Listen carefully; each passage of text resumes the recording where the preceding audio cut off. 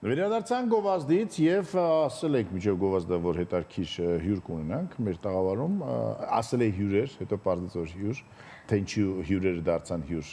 մեր հյուրը կպատմի, ով է հյուրը։ Մեր տաղավարում է Արամ Հունանյանը, մտքարան ինտելեկտուալ հարթակի հեղինակը։ Արամը համացանցային կոնտենտ է ներկայացնում կրթական ու կրթության մասին։ Կզրուցենք այն մասին, թե ինչ դեր ունի այսօր կրթությունը պետության կայացման համար, ինչպես օգտագործել համացանցն ու արհեստական բանականությունը կրթելու նպատակով։ Բարի լույս։ Բարի լույս, նախ բանակի տոնը շնորհավոր։ Շնորհավոր բանակի տոնը շատ կարևոր տոն է իդեպ եւ իրականում մեր ազգի համար մանավանդ այս ժամանակաշրջանում այդ տոնին պետք է շատ ուշադրություն դարձնել եւ դա հաղթանակի եւ միևնույն ժամանակ պայքարի եւս մի ոնց որ հիշեցում է եւ մենք պետք է ամեն օր փորձենք պայքարենք առաջին հերթին ինքներս մեր հետ մեր ոնց որ ծուլության մի կողմից թուլության եւ մնացած ոնց որ այդ բացական բաների դեմ եւ ամենալավ հաղթանակը դա սեփական մարդը իր հանդեպ ոնց որ հաղթանակն է։ Արամ, կադրից դուրս քո եղբայրն է նաև այստեղ։ Ես մտածում եմ, որ երկուսով եք լինելու, բայց մենակ ես։ Նախ էլ ասա, որ դուք տարբեր մարդիկ եք։ Հա, մենք առաջին հերթին տարբեր մարդիկ ենք։ Խառնում են բոլորը, որովհետև մենք նման ենք, մենք իրականում նմանություն չենք տեսնում։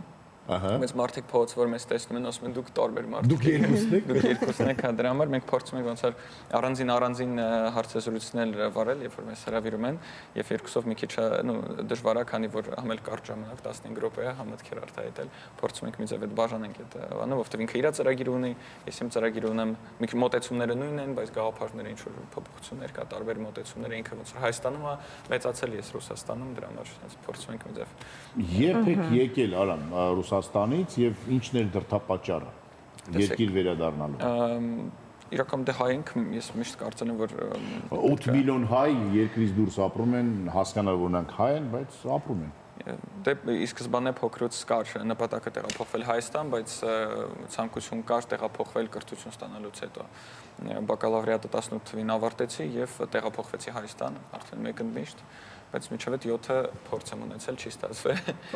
8-րդն էր փաստորեն, հաջողված։ Հա, 8-րդից ստացավ, եւ արդեն հենց ես հասկացա, որ հենց իմ գրքերը տեղափոխեցի, այստեղ արդեն դա վերջական ոնց որ բանն է, կապող ոնց որ կետն է։ Օղակը։ Խոսենք մտքարանից, որտեղից ծագեց գաղափարը, ինչու որոշեցիք։ Մտքարանի միտքը որտեղից եկավ։ Այո։ Քանի տարի է ինչ այն կա։ Իրականում ծրագրերը տարբեր անուններ են կրել, ի սկզբանե ծրագիրը կոչվել էր Բարարյան 15 թվականի ապրիլի 24-ին էր ստեղծել, քանի որ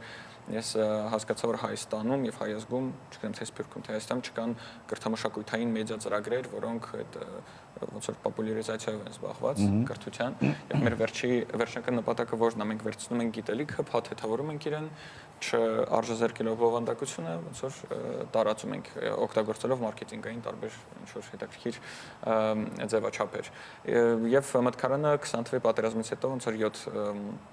ամիս sense դեպրեսիայից դուրս գալուց sense մտածեցինք, որ sense մի հատ հետաքրքիր բան է պետք ստեղծել, բայց առաջին հերթին Սփյուռքի համար, ռուսալեզու, SNG հայերի համար, հա, պոստսովետական պետության, որ մի ձև կապենք Սփյուռքը Հայաստանին մշակույթի գիտելիքի շուրջ։ Մենք համոզված ենք, որ հայազգին կարելի է միավորել, եթե էֆեկտիվ միավորման մասնախոսքը գիտելիքի շուրջ եւ, չգիտեմ, հայ գիտության, որ այդ ոնց որ կապը լինի ավելի գիտակից։ Եվ Արտուրի ծրագիրը գիտակերտակոչում հենց այդ առումով ոնց որ գիտելիք կերտել, գիտակցություն եւ գիտություն, ես հույս ունեմ ինքը հետո հնարավորություն կունենա ավելի մանրամասն պատմել։ Արամ ջան, պետք է խոստովանեմ, որ դուք շատ ճիշտ մոտեցում գտաք եւ ըստ երևույթի լինելով երիտասարդ եւ տրենդային հասկացաք, որ հնարավոր չի այսօր մարդուն հետաքրքրել կամ տալ իրեն ինչ որ գիտելիք նստելով եւ տխուր ձայնով ինչ որ բաներ երկար պատմելով։ Այսինքն դուք վերցնում եք փաստ, շատ արագ այդ փաստի մասին ինչ որ հետաքրքիր կերպ պատմում եք, շատ կարճ ժամանակաշրջանում եւ դա ստանում է մեծ, այսպես ասած,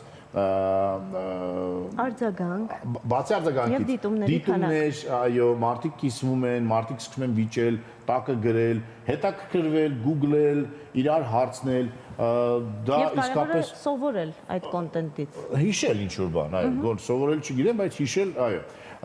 Դա երկար ժամանակ ուզում ասեմ այդ ստրատեգիան, տակտիկան մշակվել էր, թե դա սպոնտան ստացվեց։ Տեսեք, մեր բոլոր ծրագրերը, որը մենք հիմա ստեղծում ենք, հեսա 4-րդ ծրագիրն է նաև ստեղծվելու շուտով, այլի հայրեն լեզվով Արտուրն է ստեղծում, այդ բոլոր ծրագրերը եւ բոլոր այս 10 տարվա ընթացքում մեր աշխատանքը կարելի է ասել, որ մենք փորձում ենք այն մարտահրավերները, որոնք կան մեր ազգի եւ պետության ոնց որ շուրջ հավաքված, փորձենք ինչ որ ձև առաջին հերթին հասկանալ, թե ոնց մենք կարող ենք դա ճիշտ ինչ որ բանալի գտնել, օրինակներ հեսա կբերեմ բանալիներ գտնել մարդկանց փոխանցելու ճիշտ ձևի եւ վերլուծությունն էլ է շատ կարեւոր այդ հարցում։ Օրինակ նախավերջի վիդեոն, որ մենք տեղադրել ենք Վազգեն Արաչինի հետ կապված, մենք մի համ հարցի պատասխանը չենք տալի, դա լավ է թե վատ է։ Մեր նպատակը այն է, որ ցույց տանք մեր հասարակությանը, որ ամեն ինչ այդպես միանշանակ չի։ Եվ մի հատ sense սառացուցող ենք ստանում, որ հասկանում ենք այդ ինֆորմացիան, հա, որը մեկ գիտելիք չի, դա ինֆորմացիա ավելի շատ, որը մենք փոխանցում ենք, դա որոշակի զենք է, որը կարող է անգամ օգտագործվել մեր դեմ, եթե այդ ինֆորմացիան փոխանցվեր ուրիշ կողմից։ Դրա համար շատ կարևոր է շատ նուրբ կետերը, որին մենք պետք է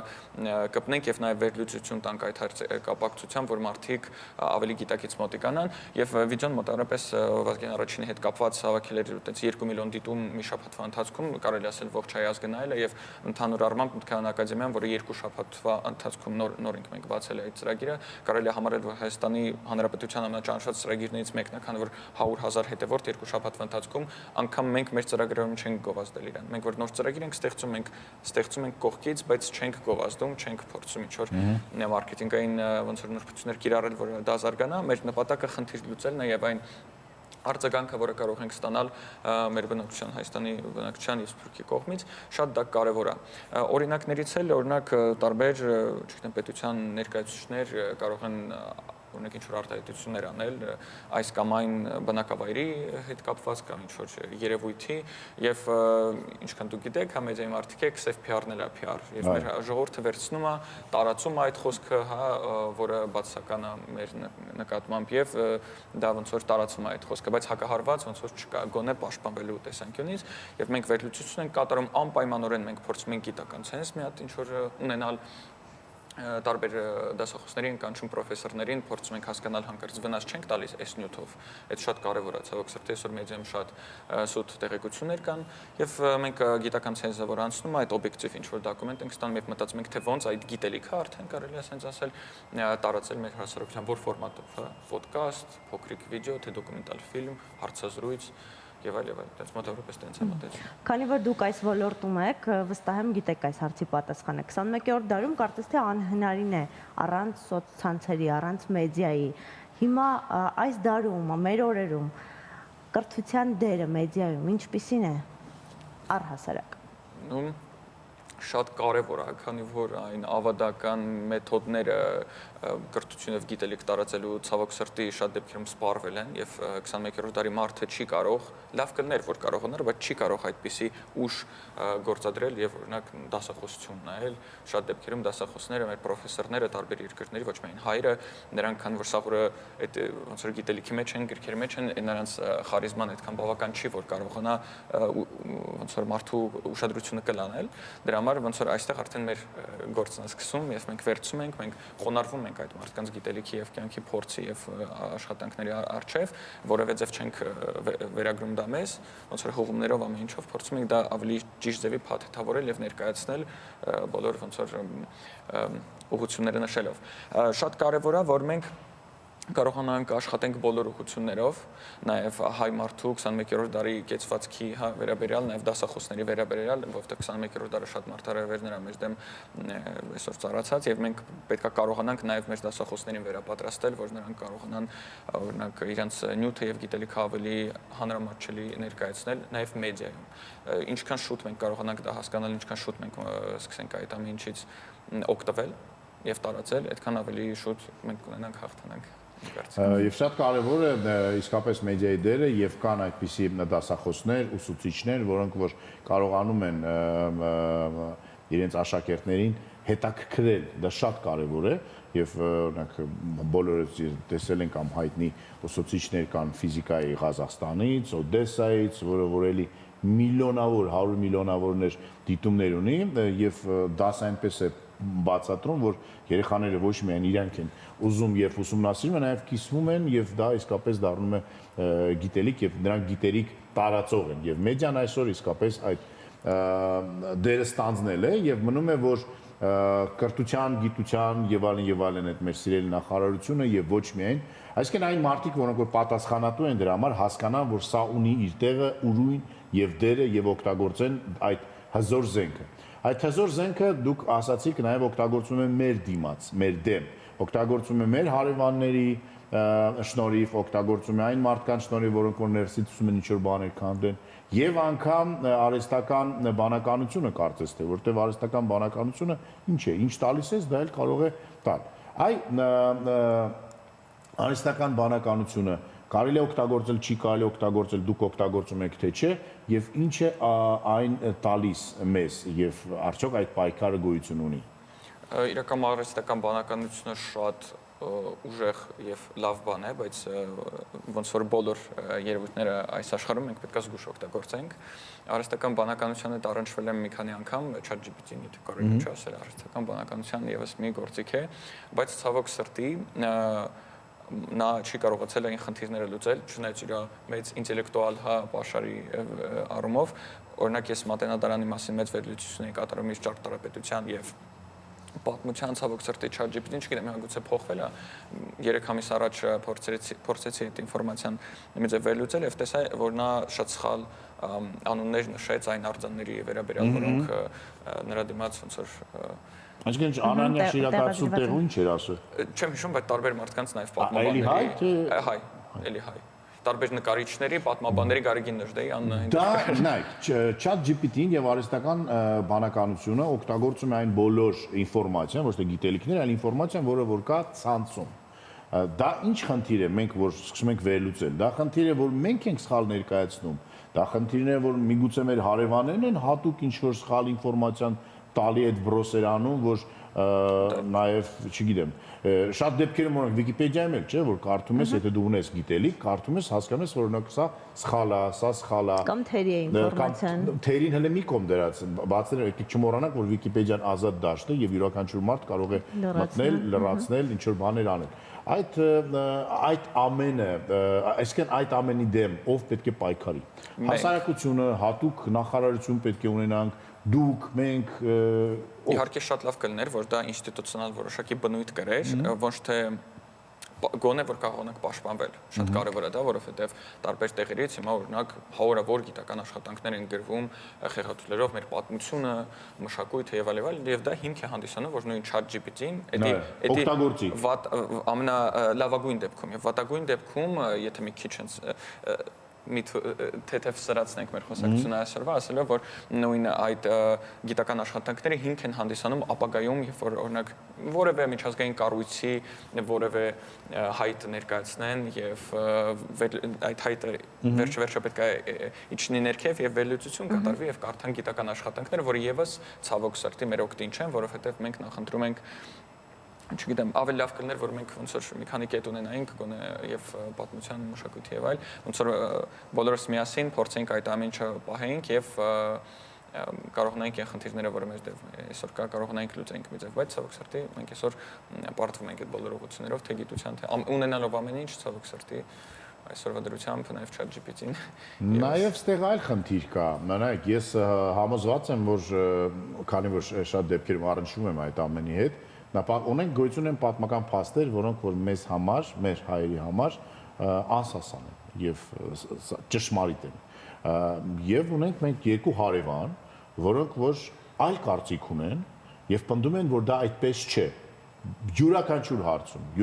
հարց որ վերցնենք, այլ կարծիք գոյություն ունի։ Սովորական Մոլդովայի բնակիչը, Ղրղստանի բնակիչը, Տայիցի կղզի բնակիչը, Ամերիկայի Միացյալ Նահանգների բնակիչը ո՞նց հասկանա, որն է ճիշտը, ով է ճիշտ։ Արամը իր ասելիքներում, թե ինչ որ Քարամը իր ասելիքներում։ Հասկանում եք, ո՞նց անենք, որ այդ ճշմարտությունը հասանելի լինի բոլորին եւ մարդիկ հավատան։ մենք առաջին հերթին ինքներս պետք է այդ ամենը իմանանք եւ համոզված լինենք, ցավոք սրտի մենք այսօր այն խնդրի հետ ենք բախվում, որ մենք ոչ թե չգիտենք, անգամ չենք էլ ուզում իմանալ։ Ցավոք սրտի, ավելի ցավալի է։ Երկրորդ հերթին, հա, հենց արդեն մենք ինքներս իմանանք, մենք կկարողանանք ճիշտ ձևի մատուցում գտնել եւ չգիտեմ, կարելի է թե էթիկապես ճիշտ կլինի թե չէ այս եթերում ասել, կարելի է օրինակ վերցնել, շատ sense արդեն ոնց որ խոսացված թեմա է հрьяաների օրինակը։ Օրինակ հрьяաները կարողանում են շատ ճիշտ ձևի անգամ այդ մարքեթինգի փաթեթավորման շատ ճիշտ օրինակ հետաքրքիր պատմական փաստ կարող է իրանց ազգի պատմության ընթացքում տեղի ունենալ, որը շատ ոչ միայն իրանց համար դրական նրանք կարողանում են փաթեթավորել եւ տարածել, այլ նաեւ բոլոր ուրիշ ազգերը, որոնք նայում են եւ նաեւ դասեր են խաղում, թե ինչ չպետք անել կամ ինչ պետք է անել, հա, իրանց օրինակ իրանց նոբելյան մրցանակակիրների մասին բազմաթիվ ֆիլմեր կա տարբեր տեսանկյուններից ներկայացրած եւ հոլոկոստի մասին ինչքան ֆիլմեր կան։ Այսօր եւ մենք օրինակ խոսում ենք շատ հանրային մեծ դիսկուրսը ցեղասպանության մասին եւ որ եթե դուք հիշեք անցած տարի մենք նաեւ եթերում խոսացել ենք իրար հետ այդ թեմայով հարցենա թե մեր համար դա ինչ է մենք տվել ենք հոգեբանական գնահատականը եւ այդ երևույթը որպես այդպեսին որը տեղի ունեցել այդ ողբերգությունը մեր ազգի հետ մենք ոնց ենք դա անցալում որպես թուլություն եւ թե որպես օրինակ ոնց են հрьяաները դա ինչպես ենք մենք դա այսօր օգտագործում եւ ոնց ենք օգտագործում վերջը, հա, եւ դրա համար պետք է գիտակցություն, հա, դրա համար պետք է գիտելիք, որը վերել է գիտակցության եւ վերջը արդեն մենք փորձենք տարբեր մեխանիզմներով դա կիրառել։ Հրյաներին Արամը ասեց, ես ուզում եմ ուղղակի յուրաքանչյուրին հիշեցնել եւ եթե մենք օրինակ Արամը սկսել է այս ամենի մասին մտածել 10 տարի առաջ, հրյաները այս ամենի մասին այնքան երկար եւ շուտ են սկսել մտածել, որ հրյաների պատմությունը մենք բոլորս ուսումնասիրում ենք սկսած 5 դակարանից։ Այո։ Հրյաների պատմությունն է դա։ Հրյա ժողովրդի պատմությունն է եւ ամբողջ աշխարհը այդ պատմությունը գիտի։ Այս սա է ըստ երևույթի։ Կներեք, բախտ եմ ունեցել Մոսկվայում սովորելու ընթացքում համալսարանի, այնտեղ մեժֆակուլտետսկի կուրս է, հա, ուրեմն այնտեղ հետաքրքիր մի հատ դասընթաց կար հրյաների պատմությունը, որը ես կարող էի չանցնել, բայց քանի որ ես ոնց որ սոված էի այդ գիտելիք եւ ուզում էի Իսկ հայ ժողովրդի պատմություն կար։ Հայ ժողովրդի պատմություն մենք շատ մեծ դժվարությամբ կարողացանք տարբեր համալսարաններում ուրեմն ստեղծել համայնքի մասնախոսքը Ռուսաստանի, ուրեմն լեզվաբանական համալսարանում ընդ պարոն Աշոտ Ավետիսյանն է դասավանդում, եթե չեմ սխալվում, միջև այսօր Ռուսաստանի գումանիտար համալսարանի ԵՐԳԳ-ու այնտեղ կա Խոլոկոստի եւ ցեղասպանագիտության ուրեմն ամբիոն, որտեղ Արմինեներ Անտոնյան հիմա չեմ եւ այնտեղ դասընթացները ոնց որ կատարվում են իմ համար ավելի շատ ցավալի է ՄԳԻՄՈ-ի դերը Ռուսաստանի միջազգային հարաբերության համալսարանի, որը ստեղծվել է մեր հայկական, դուք շատ լավ գիտեք, հարգելի հանդիսատեսներ, որ ստեղծվել է մեր Լազարյան Ջեմարյանի ոնց որ հիմքով եւ այսօր այնտեղ չկա հայկական ոնց որ ամբիոն կա Ադրբեջանի, կա Թուրքիայի, կա Իրանի գիտության, կա Ռուսաստանի, տարբեր պետությունների։ Փողերը հարցերը լուծում են։ Շատ ահռելի մեծ փողեր է, ահռելի մեծ փողեր է եւ ես այդ խնդիրը փորձել եմ ինչ-որ ձև մարդկանց հետ տարբեր խոսել ուսումնասիրել, հավաքել ինչ-որ գումար անհրաժեշտ, որը կարող է մեզ թույլ տալ այդ խնդիրը լուծել, բայց ցավոք սրտի հասկացա, որ ահռելի մեծ գումարներ է։ Իսկ մենք հնարավոր չէ այդ գումարները հավաքեն էֆեկտիվության մասնախոսքը այսօր ցավոք սրտի շատ դժվար է։ Դա պետական մակարդակով է արվում։ Ուղիղ 10 տարի առաջ, որ մեր երրորդ նախագահ Սերժ Սարգսյանը եկել էր նույն այդ համալսարանը եւ ստացել էր պատվավոր դոկտորի կոչում, այդ վաղտել եմ ես փորձել, այդ վաղ երիտասարդ էի, առաջ երկրորդ կուրսում էի սովորում տարբեր պետական մարդկանց հետ խոսելով, այրերի, ճիշտ է, եւ այնտեղ էլ ցավոք սրտի ես չստացա պատասխանը, ես ասացի գուցե հիմա միջև բարձրաձայնենք այդ հարցը, բայց ցավոք սրտի ամեն ինչ պաշտոնականով սկսավ եւ ավարտավ, բայց էֆեկտիվ, բացի այդ սիրուն պատվավոր դոկտորի եւ մանիայից ցավոք սրտի այսօր մենք բան չմնաց մեզ այդ առումով մենք պետքա բոլոր ուղղություններով աշխատենք մենք հիմա շատ խորը մեծ բաների մասին ենք խոսում իդեպ գիտելիք գիտակցություն բայց իրականում ես կուզենայի քանի որ ու չեմ էլ ուզում նաեւ դժվարացնենք ծանրացնենք այս եթերը քանի որ առավոտ ամարտիկ նոր են զարթնել եւ կուզենայի տոնական օրը վերջը տոնական օրը վերջը բայց կուզենայի ասեի որ շատ կարեւոր է որ մենք կարողանանք ամեն օր պայքարել